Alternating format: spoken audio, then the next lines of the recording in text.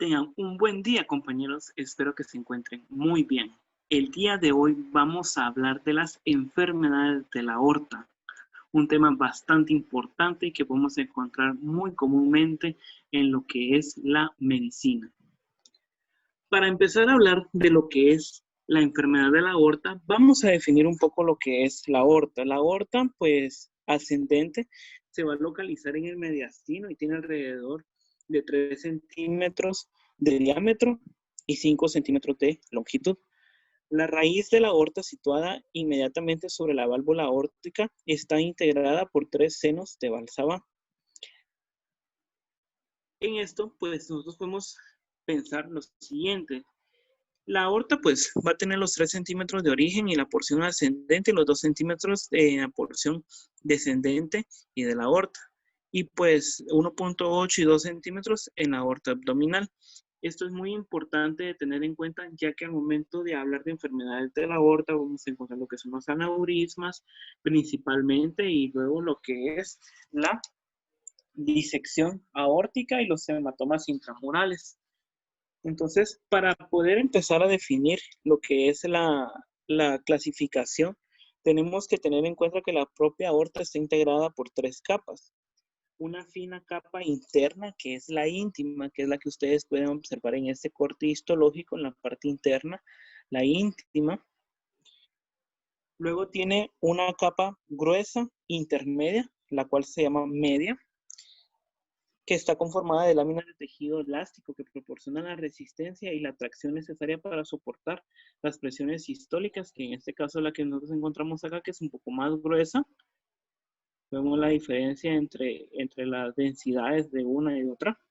Y luego tenemos lo que es la parte interna o la capa externa de la aorta como tal, interna a nivel de lo que son las vísceras, y externa relacionada a la aorta.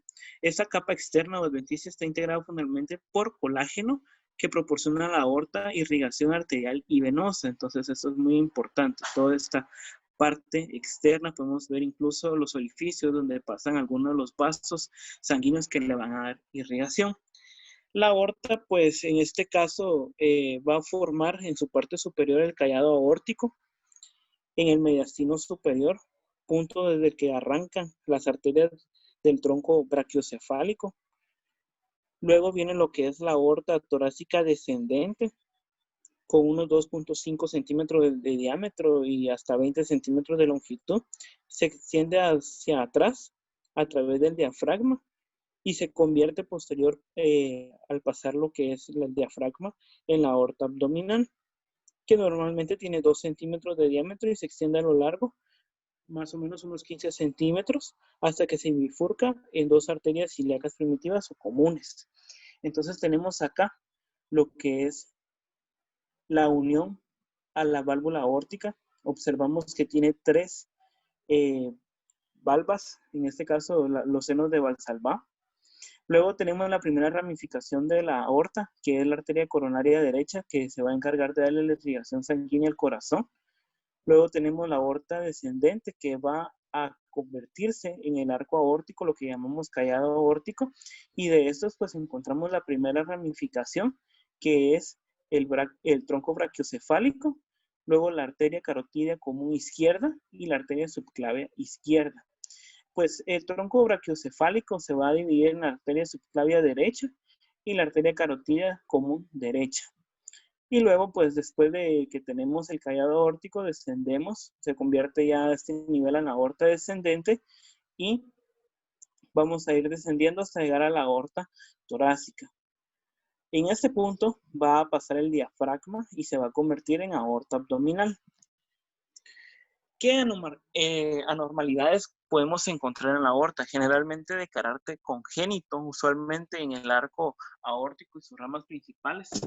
Vamos a poder encontrar un doble arco aórtico, el origen de la subclavia derecha distal a la izquierda, un arco aórtico derecho o una subclavia izquierda aberrante, el divertículo de Commerell, que en este caso pues es lo que acabamos de escribir anteriormente. La mayoría van a ser asintomáticos y los hallazgos van a ser incidentales, es decir, de que muchas veces el paciente no va a llegar a consultar específicamente por un problema de la aorta, sino que va a llegar por otro motivo en el cual nosotros vamos a poder realizar una placa de rayos X, un ecocardiograma, podemos realizar una tomografía y pues vamos a encontrar de que hay una normalidad congénita. Por eso es de que los hallazgos son incidentales.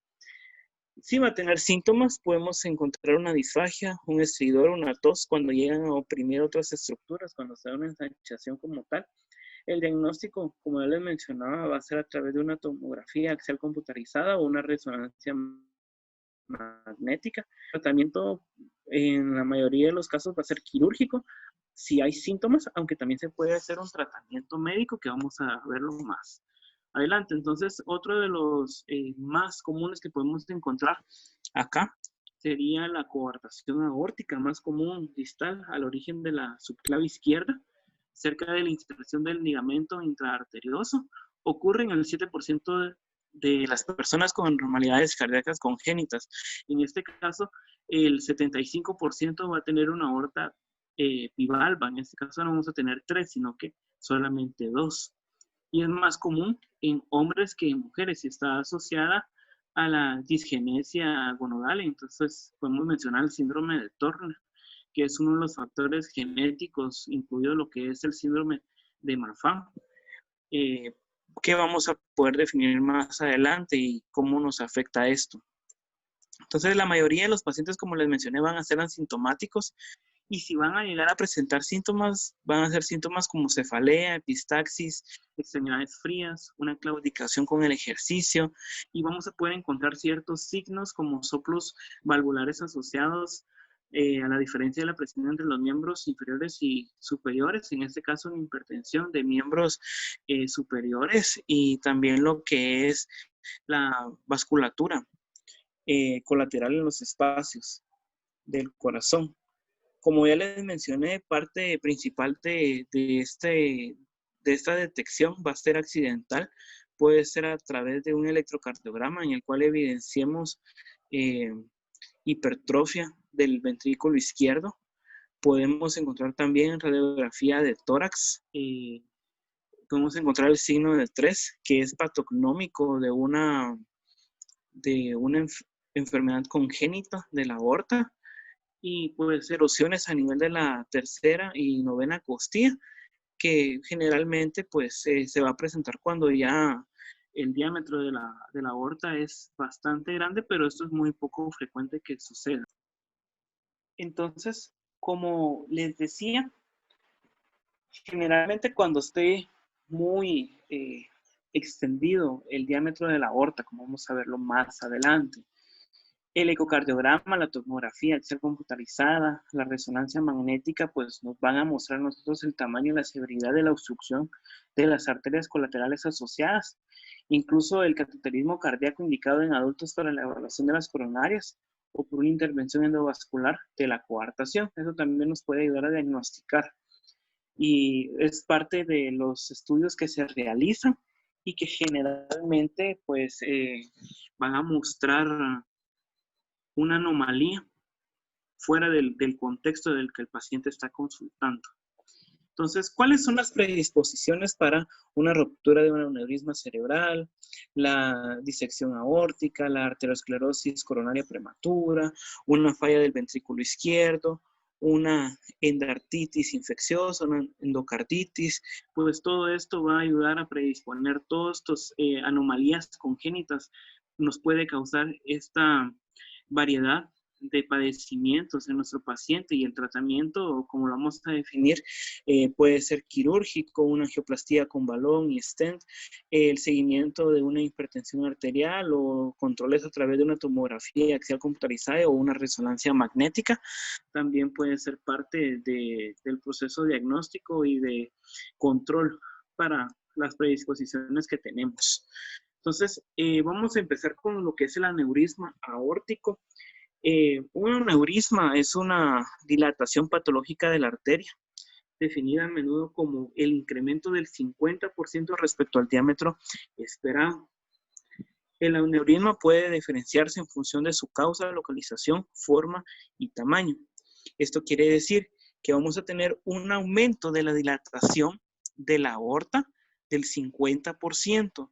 Esto nos dice, si nosotros sabemos de que el diámetro normal o esperado de la aorta ascendente, es de 3 centímetros de diámetro, un aumento del 50%, es decir, que al momento de realizar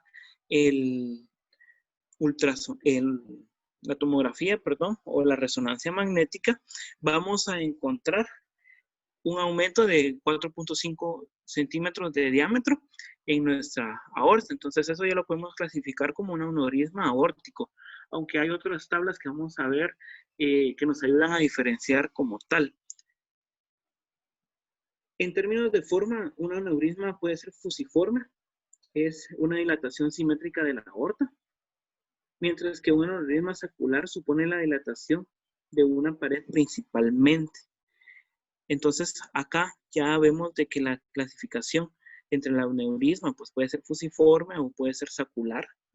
Es muy importante que logremos definir cuál es cada tipo. Y luego, pues la división, si el aneurisma va a ser abdominal o torácico, o una combinación de ambos, puede ser toracoabdominal.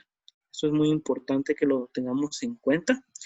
Y también podemos encontrar un falso aneurisma o un pseudoaneurisma. Se registra cuando la aorta presenta un aumento de tamaño únicamente por dilatación de las capas externas, es decir, de la adventicia del vaso, como ocurre en la ruptura contenida de la pared aórtica.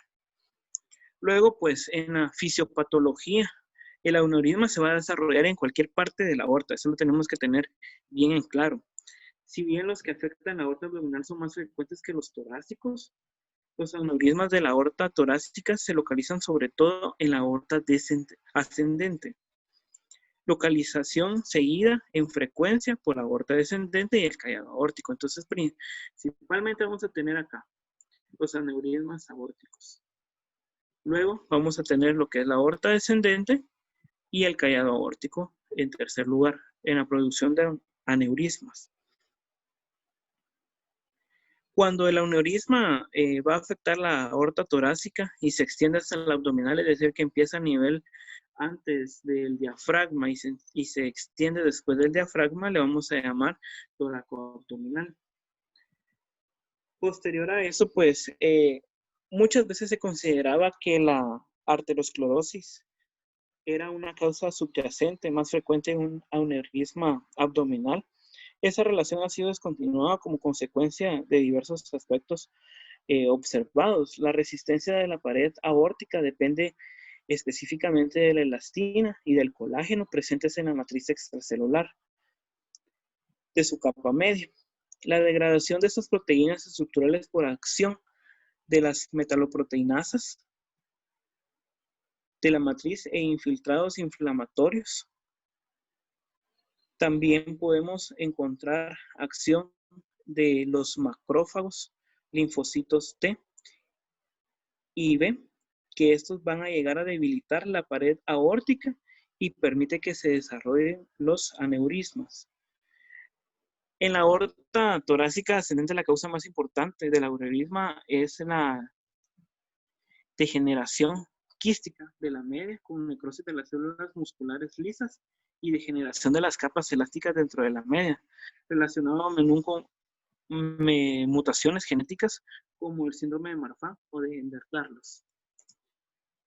Entonces, la enfermedad de la aorta, dependiendo de su etiología, va a tener bastantes formas de clasificarse. Específicamente de lo que habíamos hablado de la arteriosclerosis, el proceso de si la persona es fumadora o no. De igual manera, síndromes como puede ser el síndrome de Marfan, el síndrome de Loeys-Dietz, el síndrome tipo 4 de Ehlers-Danlos, puede ser de origen familiar. Si tenemos una válvula bicuspídica, si encontramos una disección crónica de la aorta, a través de un trauma. Entonces, todas estas pueden ser parte de la etiología principal del aneurisma aórtico. Incluso podemos encontrarlo a través de oclusión, a través de un tromboembolismo, una arteriosclerosis, una vasculitis, una arteritis de Takayasu, una arteritis de células gigantes, que también vamos a poder definir en este video. Y así sucesivamente. Hay varios procesos, incluso infecciones, que nos pueden dar la creación de un aneurisma y pues su posterior ruptura. Como les mencionaba, los síndromes genéticos asociados a lo que es la aneurisma aórtico y su disección, pues el síndrome de Marfan y el síndrome de Erdős-Darlos, que ya sabemos de que es se da una mutación a nivel de lo que es la elasticidad de los vasos, y pues esto puede llegar a afectar en cierto modo lo que es el diámetro de estas. El síndrome de Turner, igual podemos mencionarlo como la ausencia de lo que es un cromosoma X en una mujer que va a llegar a tener un cariotipo de 45. Lo normal es de 46 y pues esto nos puede provocar también una predisposición asociada a aneurisma aórtico y su disección como tal. Entonces, estos aneurismas van a tener manifestaciones clínicas y evolución natural dependiendo de la ubicación en la que encontremos. La mayoría de los aneurismas aórticos son asintomáticos, como ya lo vimos, y descubren la manera accidental en un estudio de imagen o una exploración abdominal por palpación. Los síntomas provocados por el ensanchamiento progresivo de la aneurisma sin ruptura va a causar erosión de las vértebras, incluso puede llegar a causar compresión de algunos nervios, pero esto es muy poco habitual. Y lo que hablábamos de la erosión a nivel de la tercera y novena costilla. Otros pacientes en este caso van a llegar a presentar dolor en el hipogastro, el costado, en la zona lumbar o en la cadera. El dolor a menudo va a ser intenso, va a atemorizar a nuestro paciente y puede presentarse acompañado de sensibilidad dolorosa abdominal. Los síntomas de hinchazón, estreñimiento, retención urinaria se debe a un hematoma que comprime el intestino, las vías urinarias o impedimento de la irrigación hacia estos órganos. El aneurisma de la aorta torácica puede expandirse y comprimir las estructuras mediastínicas adyacentes. Entonces aquí vamos a tener los síntomas que ya hemos mencionado, como pueden ser la tos, la sibilancia, la disnea, la ronquera, la neumonía recurrente en pacientes que no sabemos por qué se nos está presentando el cuadro de neumonía, se está repitiendo constantemente, entonces podemos ya tomar como diagnóstico diferencial una enfermedad de la aorta. Y por último, pues la dificultad para tragar. Es posible que la ruptura del aneurisma torácico se manifieste con dolor del pecho y la espalda. Las complicaciones vasculares son la insuficiencia aórtica, en ocasiones con insuficiencia cardíaca secundaria, hemoptisis y tromboembolia arterial. Entonces, el crecimiento promedio es de 0.1 a 0.2 centímetros por año. El riesgo de ruptura, esto va a ir bastante ligado a lo que es la probabilidad o la intensidad del aneurisma. De 2 a 3% por año si es menor a los 4 centímetros, es decir, de que si tenemos aproximadamente un 40% de aumento de la dilatación de la aorta, vamos a tener también en este caso un 7% de muerte por año si esto es mayor a los 6 centímetros, es decir, si es aproximadamente del 100% del diámetro de la aorta, haciendo referencia a lo que es la aorta descendente y el callado aórtico.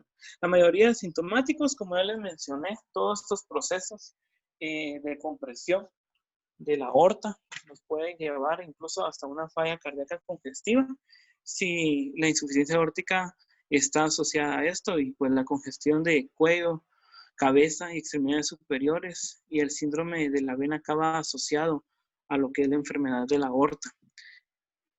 Las técnicas diagnósticas para poder definir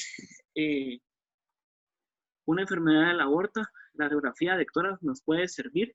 Podemos observar un aumento del diámetro mediastal, el desplazamiento con presión de la tráquea de los bronquios. Entonces, observamos nosotros una radiografía.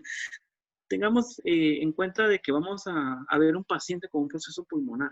Mandamos a hacer la placa de tórax y observamos de que hay una desviación de la tráquea y de los bronquios principales, y observamos el proceso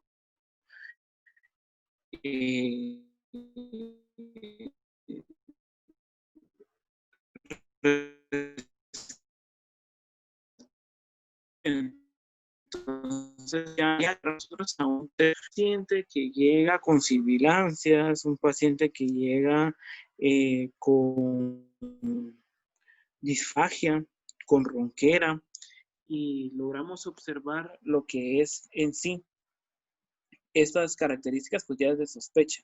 El ecocardiograma también puede ser bastante útil en la aorta ascendente y descendente, pero no en el arco aórtico. Esto es muy importante que lo tengamos en cuenta.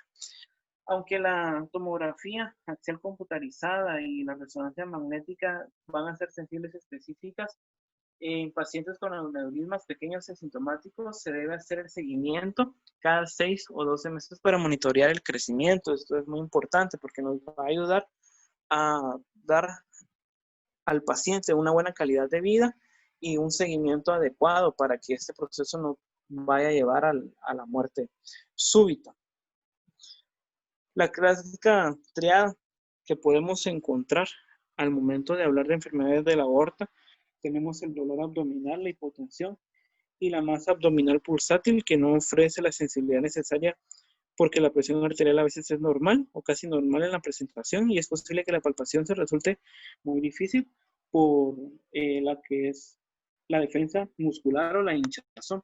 De igual manera, podemos encontrar métodos diagnósticos a nivel de lo que es la aorta abdominal.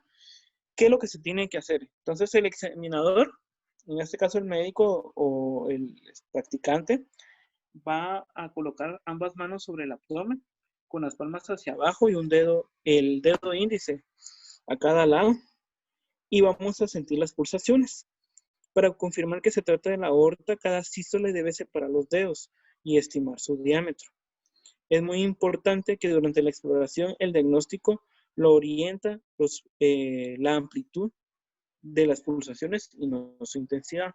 Es decir, de que si son pulsaciones bastante amplias, eso ya nos va a ayudar a diferenciar, y no pues como tal la frecuencia o la fuerza que tengan estas al momento de realizarse.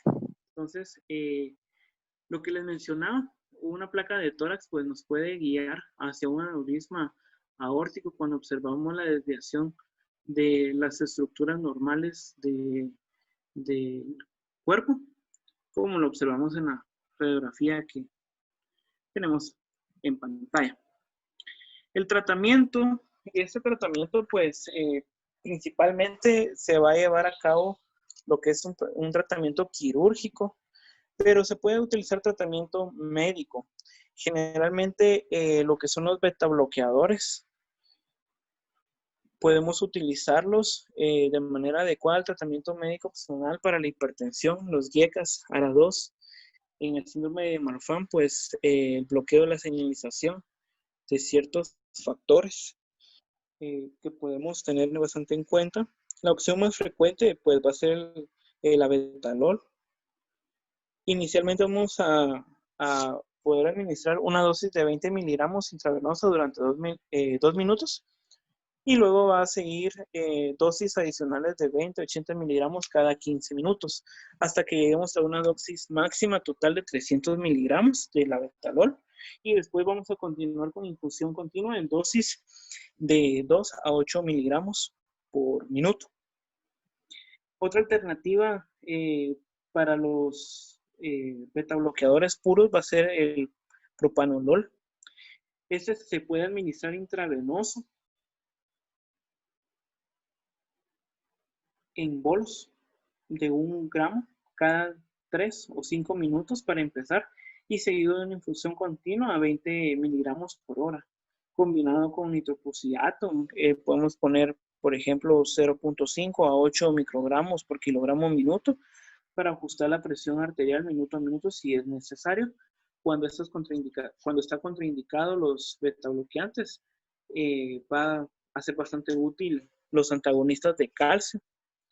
Estos, pues, dependiendo del medicamento, un bolus inicial de 20 miligramos durante 2 minutos, seguido de infusión continua de 5 a 15 miligramos. Y luego vamos a tener en cuenta que nuestro paciente tenga que tener ciertas características. Principalmente, las directrices actuales recomiendan que el tratamiento médico urgente sea orientado a reducir la presión arterial, que tiene que estar abajo de 120 miligramos de mercurio, y la frecuencia cardíaca en general por debajo de 60 latidos por minuto. Mientras que nosotros seguimos manteniendo la perfusión del cerebro, corazón, riñones y cualquier otro órgano cuya irrigación arterial pueda resultar afectada por la disección o por el proceso como tal. Cirugías en pacientes sintomáticos, aneurismas ascendentes.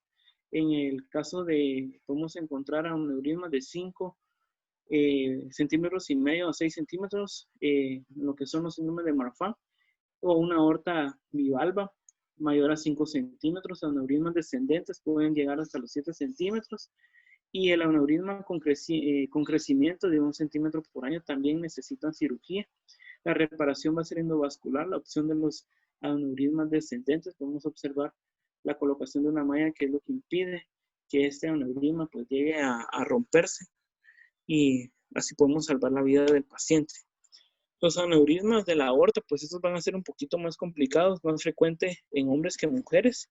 Incidencia va a aumentar con la edad. Cuando tengamos pacientes varones mayores de 50 años, vamos a tener una incidencia mayor.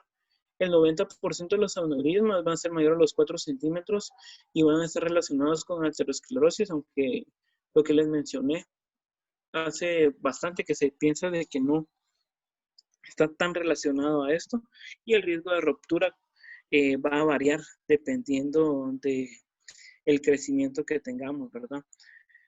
Si es menor a los 5 centímetros, pues un riesgo de ruptura del 1 al 2%, pero si ya es mayor de los 5 centímetros, hablando de casi el 100% del diámetro de la aorta, pues un riesgo del 20 al 40% a los 5 años de que se dé la ruptura.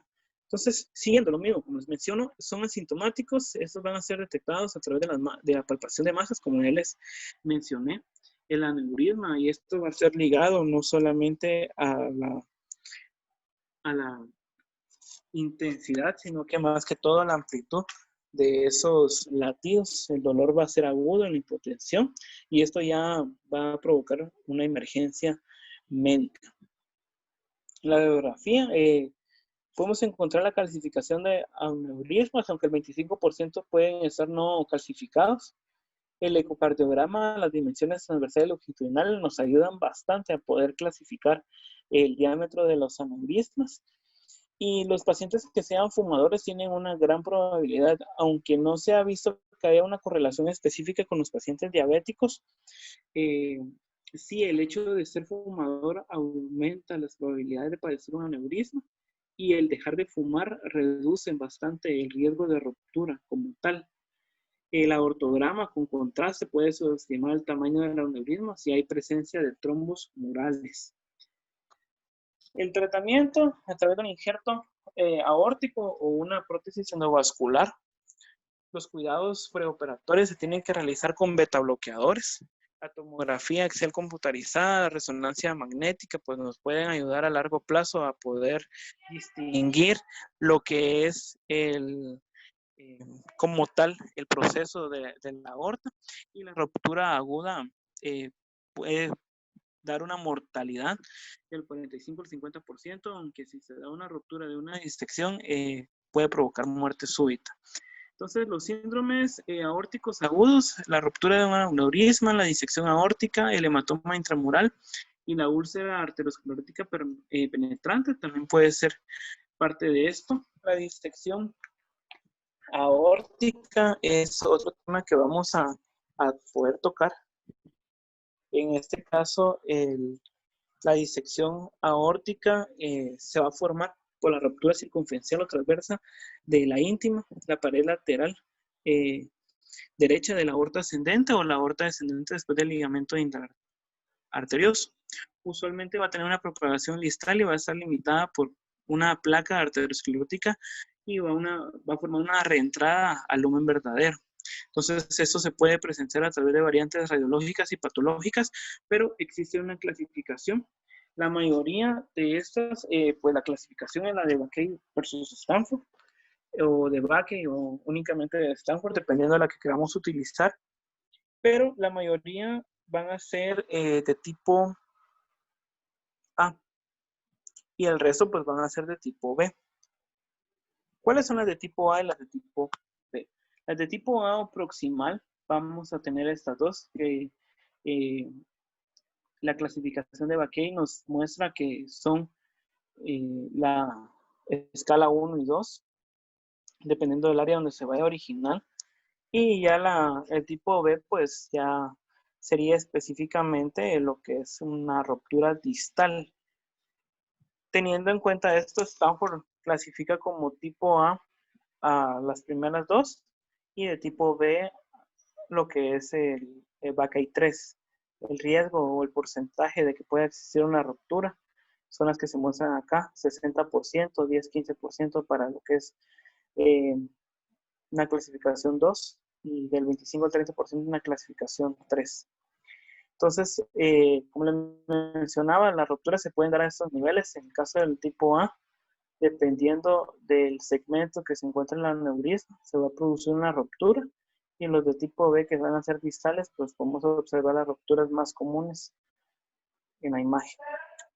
Entonces, los factores predisponentes para una disección aórtica son una hipertensión arterial, esto vamos a encontrar en el 70% de los casos, necrosis quística de la media, síndrome de Marfan, síndrome de Ehlers-Danlos, una aortitis, malformaciones congénitas, historia de traumatismo aórtico, y el tercer trimestre de embarazo también puede ser factores predisponentes a una disección aórtica, y pues la proporción va a estar 2 hombres por cada mujer entre los 60 y 70 años de edad. Manifestaciones clínicas, un dolor agudo, desgarrante, frecuentemente interescapular, que migra en dirección a la disección. Podemos encontrar pacientes diaforéticos, en síncope, disnéicos, con astenia, debilidad, y el examen